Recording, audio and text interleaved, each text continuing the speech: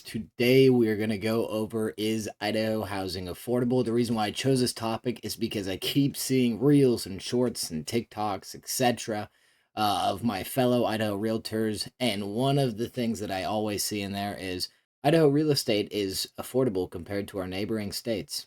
So let's get into what that really means.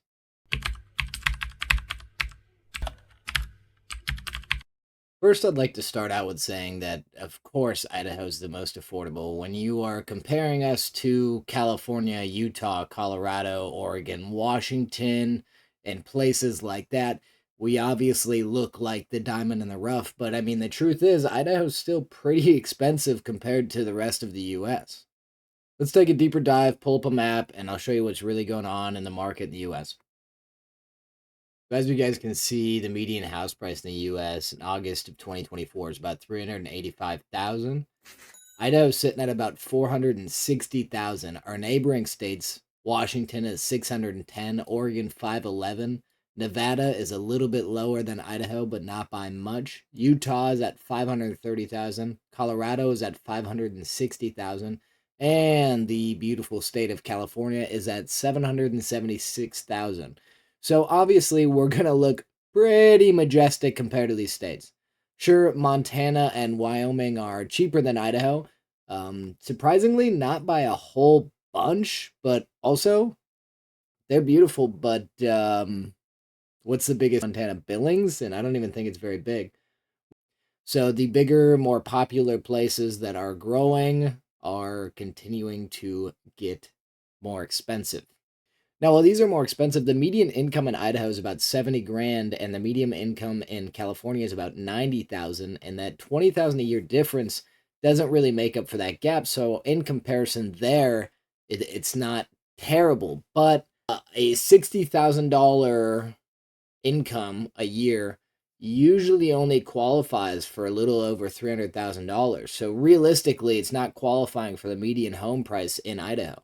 Now, there are some hidden costs of moving to Idaho. Property taxes are going up because of the demand increase and the rise of valuations of homes. You can apply for a homeowner's tax exemption, and we can go into that more in another video if that's something you guys would be interested in, but just know that is an option for you in Idaho if it's your permanent residence. I think the biggest one would be commute. The cities are spaced out pretty far apart. If you live in Mountain Home but need to work in Boise, it's about a 40-minute drive. Nampa to Boise, that can vary. The highway is kind of tough right now as they're working on expanding it. But the infrastructure just isn't quite in place yet to make traffic as seamless as it could be with the amount of people moving into the state. High demand and low supply is creating a pretty competitive market. While the fourth quarter has been relatively slow this year due to the election, I predict that next month and this next year will be pretty hot over in Idaho. So why are they making these claims? I mean, who's really benefiting from saying that Idaho's more affordable than the other states? Well, it's developers and other realtors. To be completely transparent with you, it's not how I run. And while it may cost me business now and today, I believe in the future it'll pay off for me being honest and transparent about these things.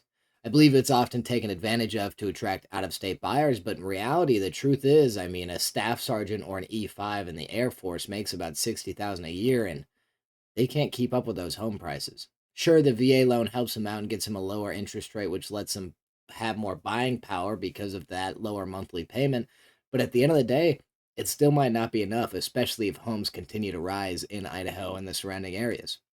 Now, don't get me wrong, I'm not totally crapping on Idaho. I mean, I'm a realtor here, so it wouldn't be in my best interest to do so. And also, I decided to stay here after I got stationed at Mountain Home in 2018.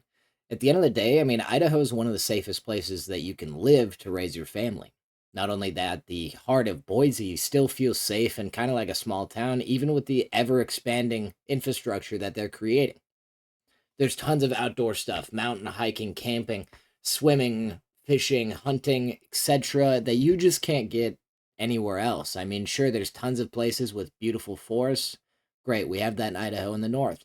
There's tons of places with mountains. Great, we have that in Idaho. Rivers have it. Lakes have it. Fishing have it. Hunting have it. It's tough to beat the outdoor recreational activities, but also you have tons of community stuff and events going on nearby that makes it feel like you're a part of something and not just living in a big city by yourself.